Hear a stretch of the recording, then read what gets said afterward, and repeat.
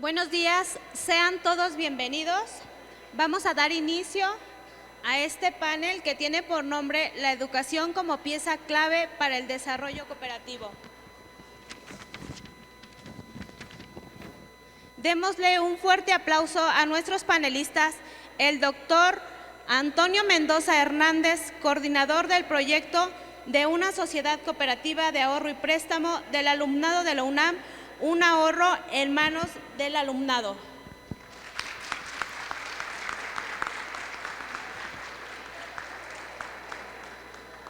Nuestro segundo panelista, Roboam Rodríguez Carrera, responsable de formación cooperativa en cooperativas, trabajadores solidarios por el medio ambiente.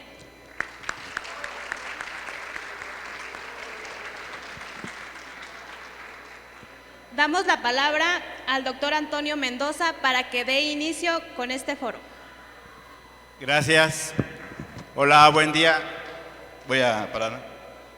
Primero quiero agradecer la invitación al licenciado Rafael y a la licenciada Marisol de estar este día con ustedes. Lo que voy a presentar es una experiencia que es de la Universidad Autónoma Metropolitana, de su unidad Iztapalapa.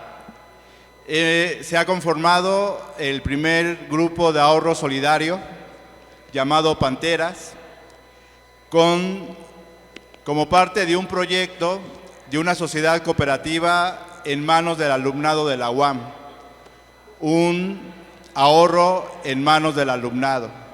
Si me apoyan con la presentación, por favor. Lo que están viendo entonces del lado derecho, es el andamiaje que hemos construido a partir de una convocatoria del rector general de la universidad, que es el doctor José Antonio de los Reyes Heredia. Como saben, las universidades públicas tenemos tres tareas fundamentales o esenciales: docencia, investigación y extensión de la cultura. Con esas tres funciones sustanciales hemos montado un andamiaje que integra la institución, un área de estudio, un área académica, que es el área de economía política, y una red que se creó hace 4 años, que se llama Red de Fortalecimiento Institucional de la Economía Social Solidaria de la UAM, Universidad Autónoma Metropolitana. A partir de ahí, entonces, hemos tomado a la economía social y solidaria no como un objeto de estudio, sino como un proceso de aprendizaje. Hemos encontrado, en estos 3 días lo hemos visto, que ustedes encarnan vida y trabajo desde la parte solidaria, comunitaria y de ayuda mutua. A partir de ahí nos hemos relacionado con un conjunto de grupos autogestivos y cooperativas, de las cuales hemos ido aprendiendo y introduciendo sus valores y prácticas en el salón de clases, en el aula. Así hemos visto que hemos podido construir una esperanza activa. Eso significa entonces que en medio de un mundo de incertidumbre, ver las experiencias de ustedes nos hacen poseer esa idea de una esperanza activa, un compromiso y también el saber que lo que se aprende en las universidades puede ser útil. Por eso le llamamos una educación como práctica de la libertad. En la siguiente laminita, no, soy yo. Ahí voy a tomar a Paulo Freire en la parte de la educación popular, y todo lo que van a ver es citas de él, es enseñanzas de él traducidas a una institución de educación media, una educación superior como es la UAM. La praxis es entonces pensar y actuar para transformar. Esa transformación no solamente se piensa en una escala macro, también es una escala micro. Transformarnos a nosotros mismos, transformando el entorno, nos transformamos a nosotros. Hay 4 ideas centrales. La primera es que consideramos que después de la pandemia misma y la pospandemia representaron entonces un acontecimiento que profundizó tendencias y trayectorias. Hay un antes y después de la pandemia.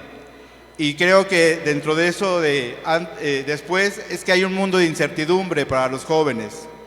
Hay un mundo en donde el mercado laboral no es opción y también hay un ambiente de miedo porque se ha incrementado la violencia.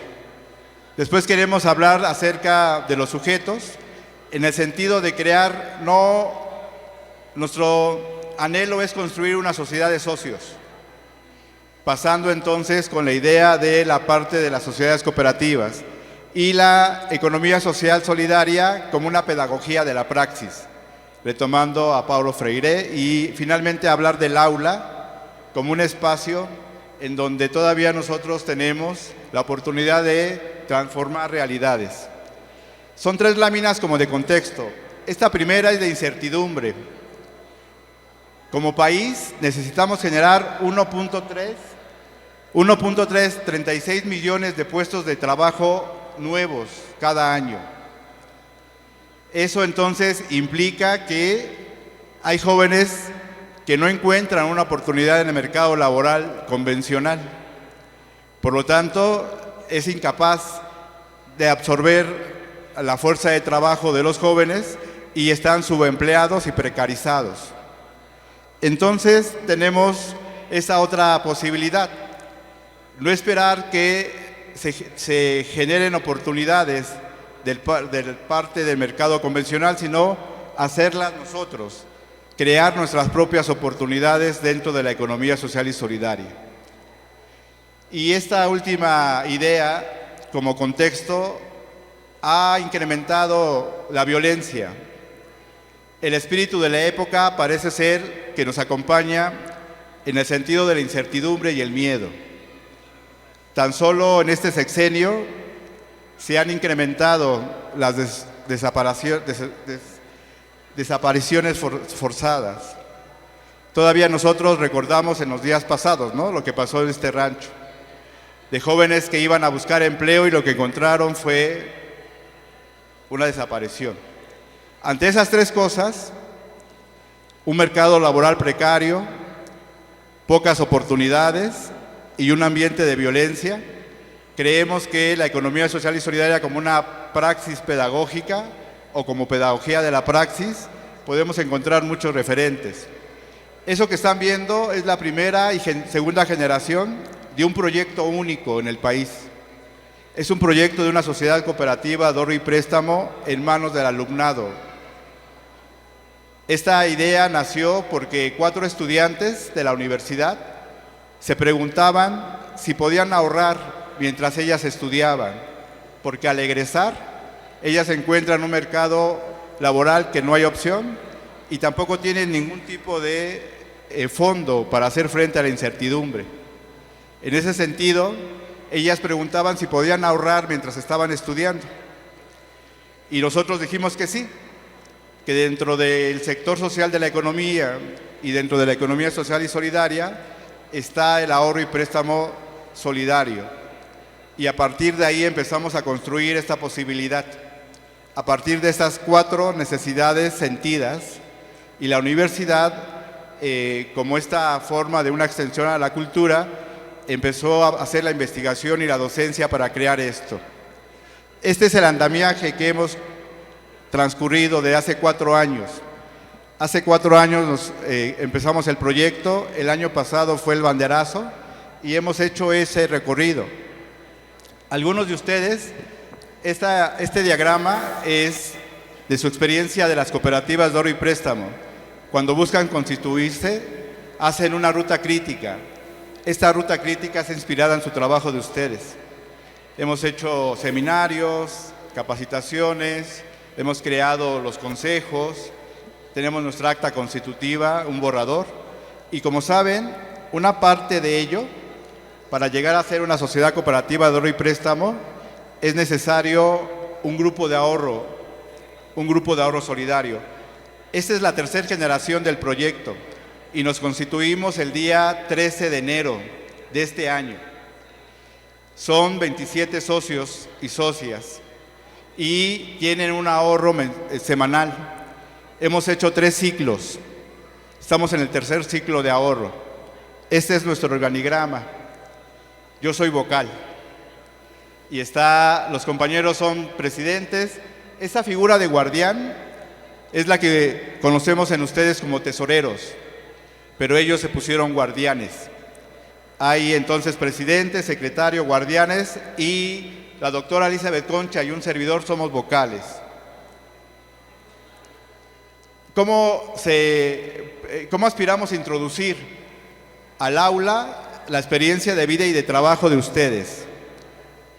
Lo hacemos siguiendo a Paulo Freire en esas 4 lecturas: Pedagogía de la Esperanza, de la Indignación y de la Autonomía, y inspirados en la educación popular, lo que hacemos es explorar sus proyectos de vida como un modo de ser, como modo de sentir, modo de hacer, modo de tener, partiendo de la idea de que estamos condicionados pero no determinados.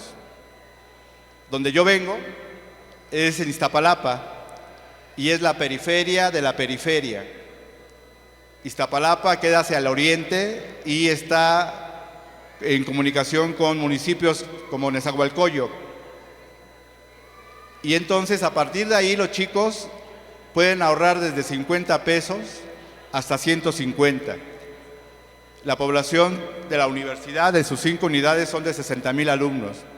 Y el proyecto está dirigido a los compañeros de licenciatura y ingenierías, porque son los más vulnerables.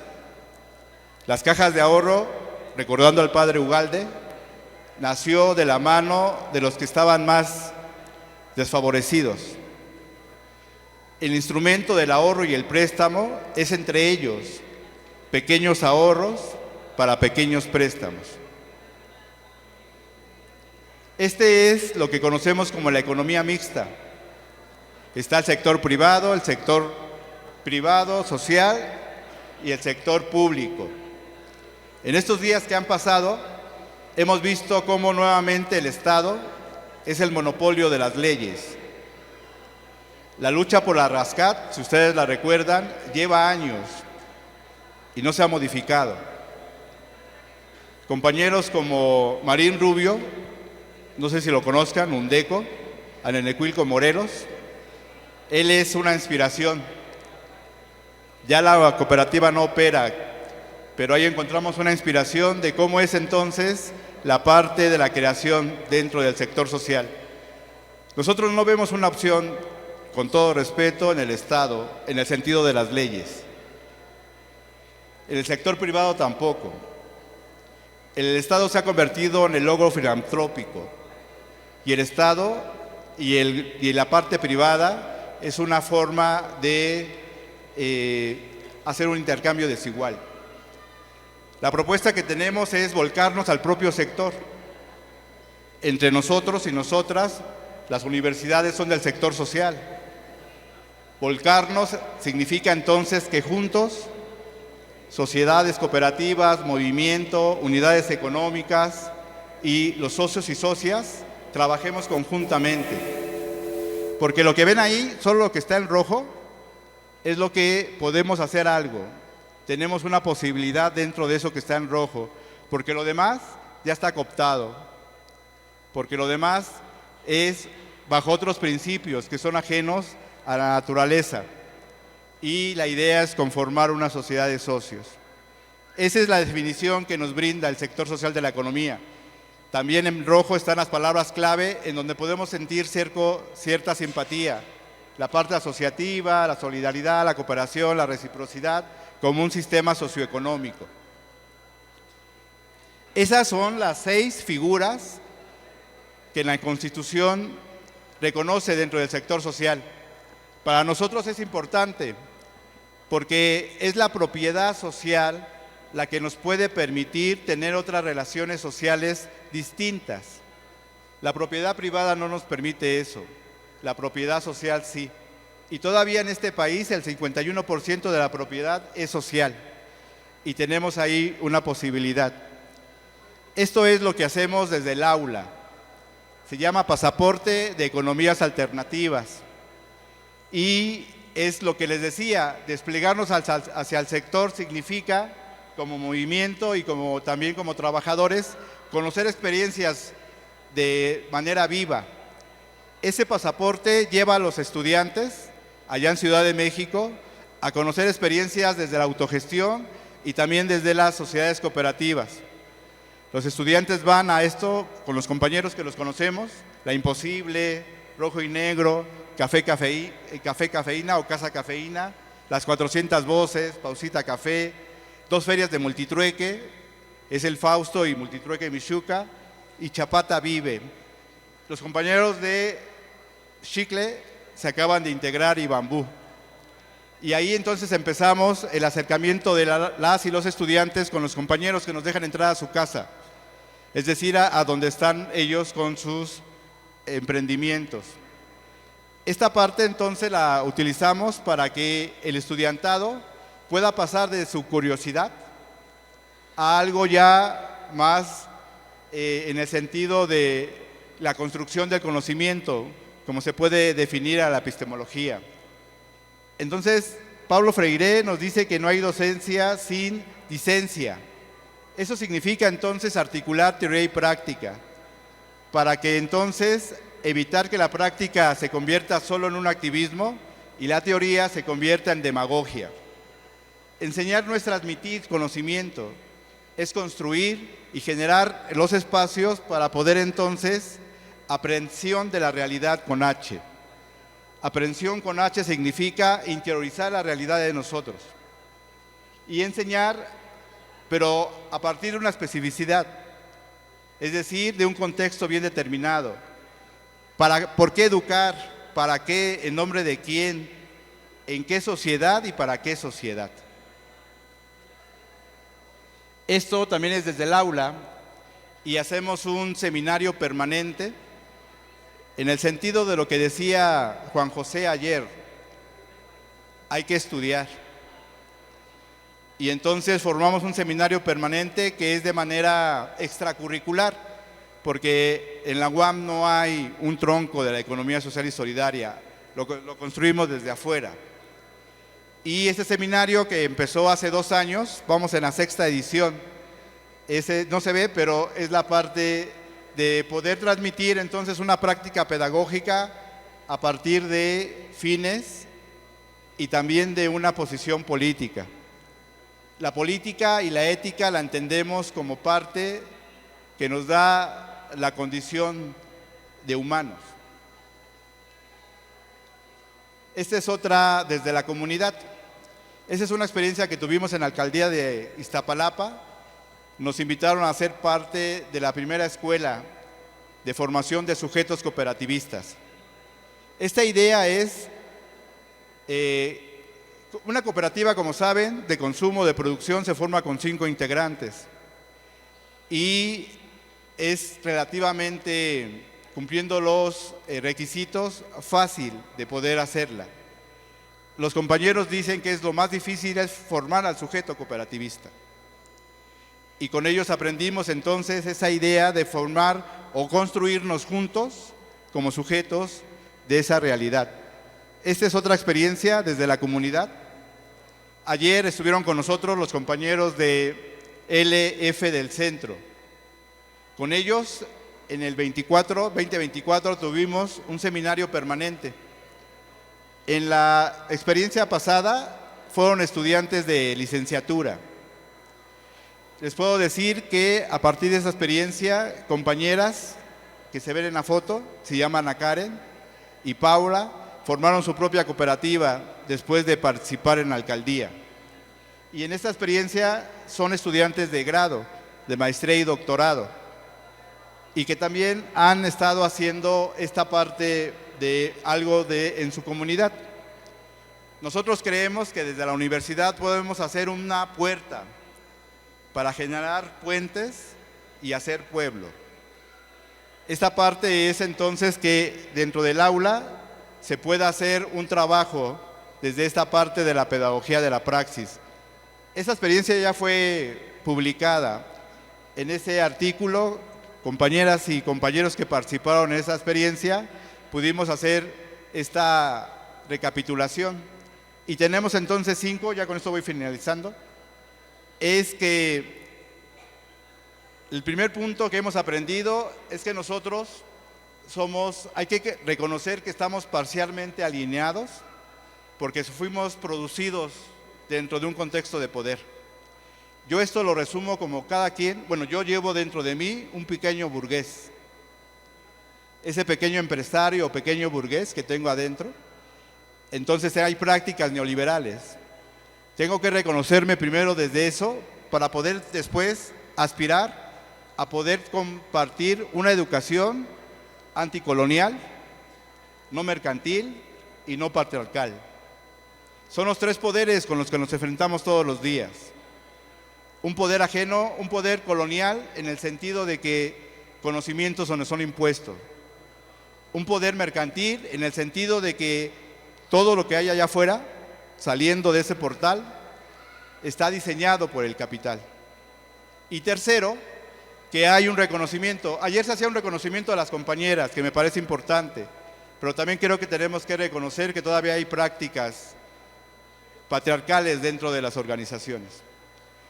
Y eso entonces nos lleva a acentuar más lo otro.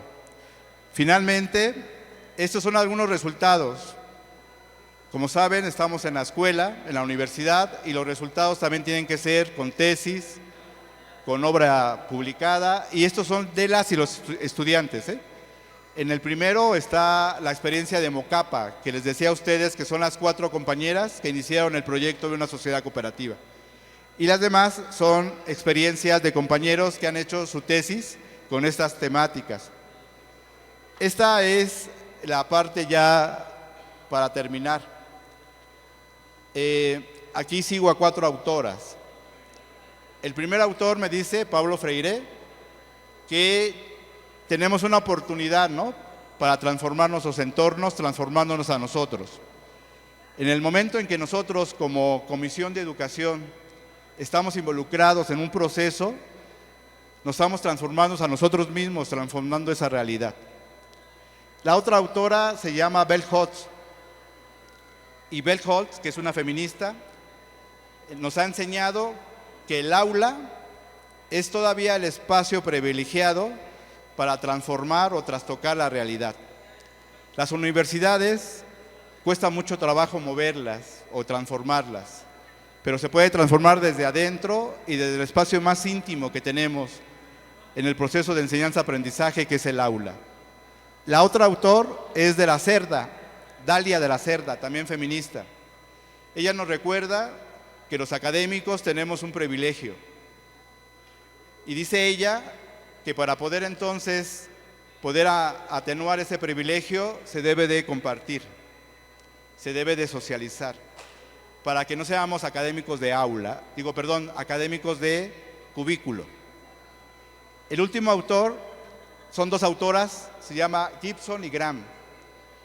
Una ya murió, son geógrafas, economistas, y ellas nos recuerdan en ese texto que tenemos que aspirar a ser militantes, los académicos. Los académicos somos trabajadores de la educación, pero tenemos que transformarnos en militantes para transformar nuestra realidad. Y esa es la aspiración, y lo hemos aprendido junto con las y los estudiantes y con el movimiento y el sector de la economía social y solidaria. Muchas gracias.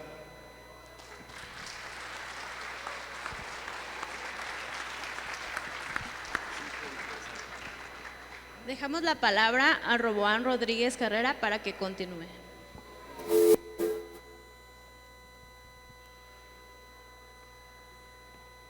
En un mundo dominado por el capital,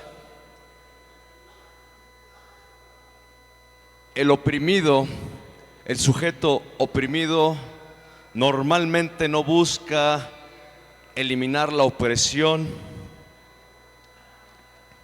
sino llegar a ser opresor.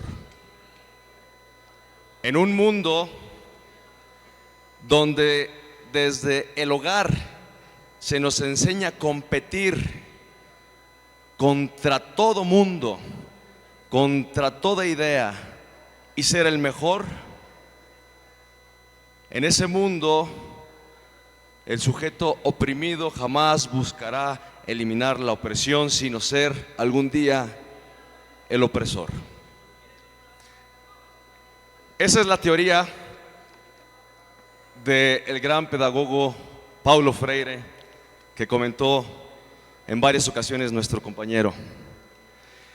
Y desde ese enfoque, las cooperativas o los procesos de organización cooperativa debemos entender.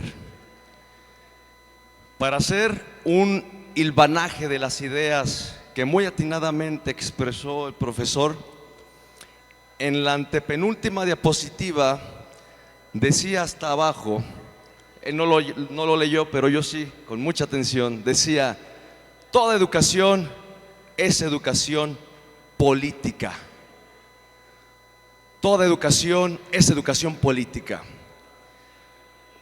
Nosotros tenemos una experiencia interesante, la voy a resumir para ejemplificar un poco esta teoría. En la ciudad de León, Guanajuato, se inició un proceso organizativo con familias dedicadas a lo que tradicionalmente se le conoce como la pepena.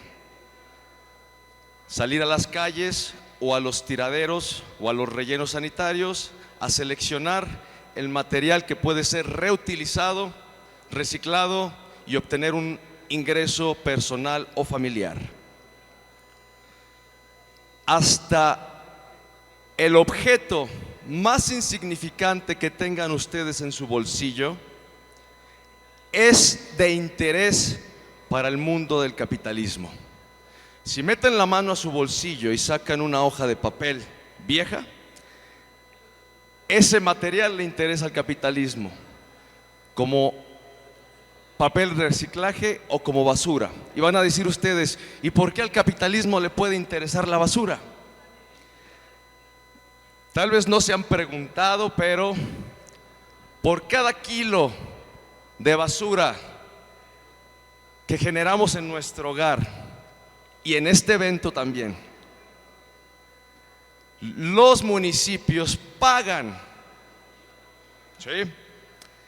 Y son cantidades enormes. En León, Guanajuato, hay un promedio de 1,900 toneladas de basura diarias. Si el ayuntamiento paga para su recolección y su confinamiento 225 pesos por kilo, por tonelada, ¿cuánto dinero es?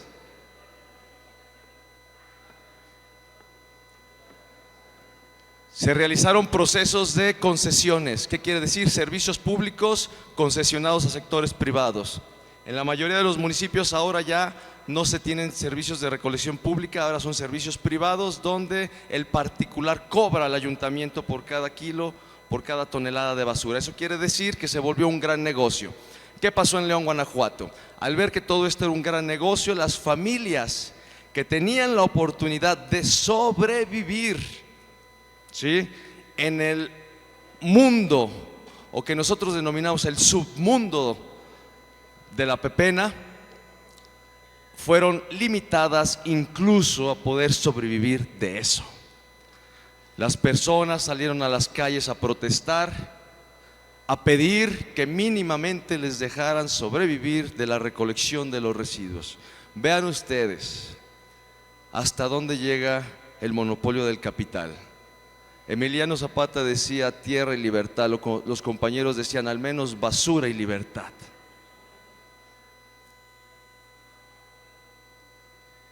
De esa realidad que obligó a las personas a confrontarse con una hegemonía política que afectó su sobrevivencia, surgió un proceso de análisis teórico y de praxis, como lo mostró aquí el profesor. Determinar y entender que hasta el último objeto de valor en el mercado se nos puede retirar. hasta la botella que ustedes tiran, que es ingreso económico para una familia, hasta eso le interesó y le sigue interesando al capitalismo. Obligó a las familias a organizarse, a reflexionar y obviamente a generar un movimiento político, del cual posteriormente podría surgir una figura jurídica para darle ya una mayor fuerza a todas las relaciones que se iban a tener que entablar con el Estado y con la sociedad. De un movimiento social de familias que se dedicaban a la basura, a la recolección de basura, a la separación de los residuos, surge una sociedad cooperativa de servicios ambientales. ¿Por qué les comento esto?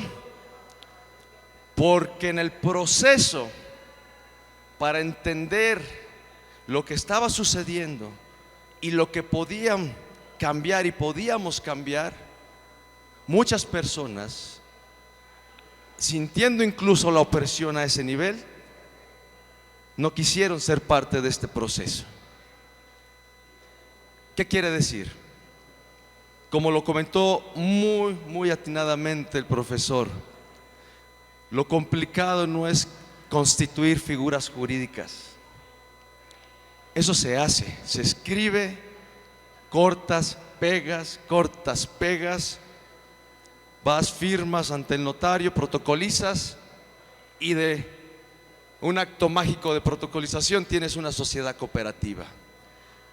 Pero eso jamás va a garantizar que las personas inmersas en ese proceso se consideren cooperativistas. Y creo que para nosotros como cooperativistas el verdadero reto es trascender de considerarnos a nosotros mismos y a nuestros compañeros socios de una cooperativa o sujetos cooperativistas. ¿Cómo logramos la transición de simplemente ser parte de un proceso organizativo para recibir un bien economicista, un préstamo, un crédito, un empleo o un bien de consumo? ¿Cómo logramos la transición hacia un sujeto críticamente político? Es decir, que no solamente se interese por su bien personal. He ahí el punto interesante. Socios de cooperativas son motivados al proceso organizativo para satisfacer un bien personal, la necesidad de un crédito, la necesidad de un empleo. Un sujeto cooperativista, compañero o compañera, está en el proceso organizativo porque quiere un cambio político en su familia, en su calle, en su colonia, en su barrio, en su sociedad, en su país, en su mundo. No es posible desde esta visión que como cooperativas no hablemos de lo que pasa más allá de nuestra cooperativa. No es posible que como cooperativistas no hagamos el mayor esfuerzo por mostrar lo que sucede más allá de nuestras fronteras. Los procesos educativos son dolorosos. ¿Por qué? Porque es una autocrítica profunda de decir quién soy y quién quiero ser, quién soy, cómo fui construido por el entorno social, qué beneficios y privilegios tengo y cuáles debo dejar. Actualmente se vive una geopolítica sumamente delicada y en estos foros lo debemos de tratar porque no somos ajenos a lo que pasa en el mundo más allá de nuestras fronteras. La amenaza de una guerra nuclear, ustedes lo saben, es eminente.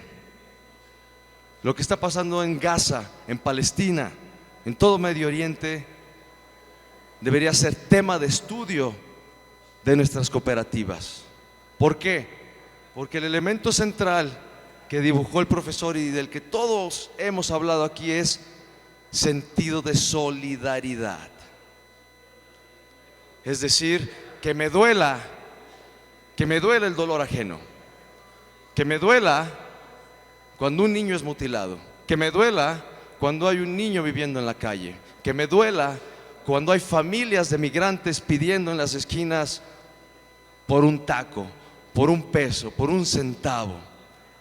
Cuando logramos que un compañero o compañera de nuestra cooperativa se indigne profundamente y llegue a la caja y diga: camaradas, ¿cómo es posible que en el bulevar que está enfrente de nuestra caja exista esta situación? Cuando logremos eso, habremos dado un paso cuántico en el tema de la formación cooperativista.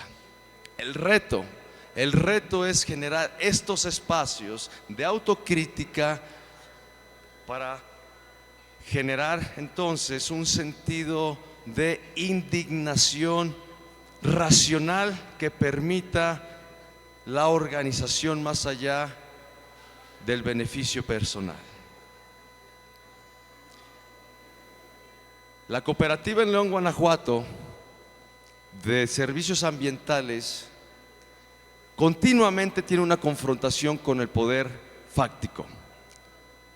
Es decir, las autoridades municipales no están de acuerdo con la existencia de esa cooperativa porque critica la forma en que se maneja la cuestión ambiental, porque critica la forma en que se maneja el recurso público que va destinado a la cuestión ambiental. Y yo creo que si nuestras cooperativas no están preparadas o no quieren o no están listas para vencer el temor de tomar una postura política de nuestra realidad, entonces nos vamos a volver sujetos complementarios de un sistema capitalista opresor con el único beneficio de lavar nuestra conciencia.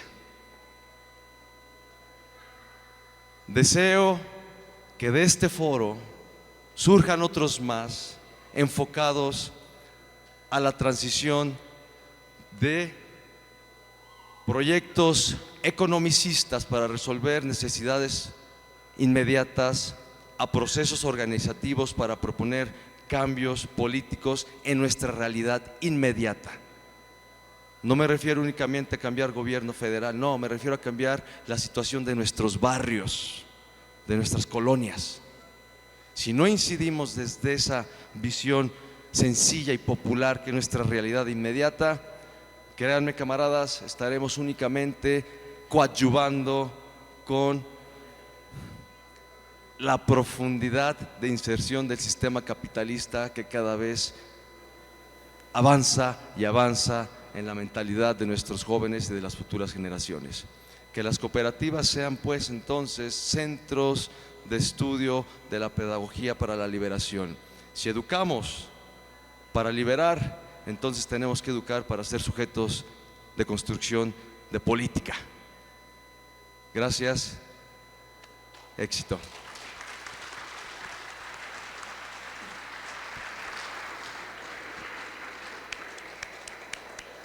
Regresamos la palabra al doctor Antonio para que concluya con su tema.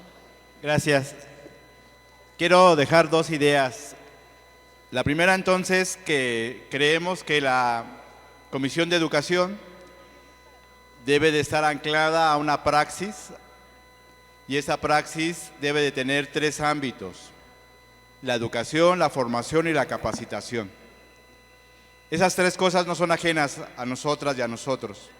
Y en este botón, no sé si se pueda ver, es el botón del Grupo de Ahorro Solidario Panteras. Y aquí se resumen estas, pues a modo de conclusión, se los voy a platicar. La garra grande es una garra de color negro, porque nosotros somos Pantera. La UAM tiene a la pantera como su símbolo. La garra grande, dicen las compañeras y compañeros, son ellos, los 27 socios fundadores del GASP. La garra blanca, la más pequeña, es las generaciones que vienen y que en un sentido todavía no entran a la universidad. Ellas y ellos están pensando por aquellos estudiantes que aún no ingresan a nuestra institución. Una compañera de comunidad me decía: es pensar en los que todavía no han nacido para tener mejores condiciones. Y atrás está el símbolo del dinero. La idea del símbolo del dinero, dicen las compañeras, es la aspiración de que Gas Pantera atrape al dinero y no el dinero nos atrape a nosotros. Esa idea está dentro de un círculo que tiene color verde, que es el color de mi unidad y es el territorio. Y el círculo es la aspiración que nosotros en la imaginación y la creatividad somos infinitos. Gracias.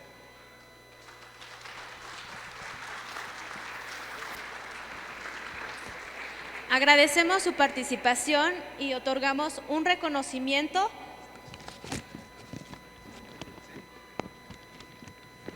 al doctor Antonio Mendoza Hernández, coordinador del proyecto de una sociedad cooperativa de ahorro y préstamo del alumnado de la UNAM. Gracias.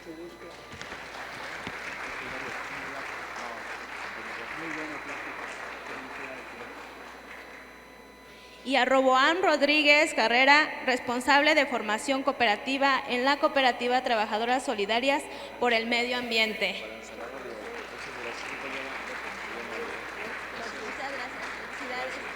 Gracias.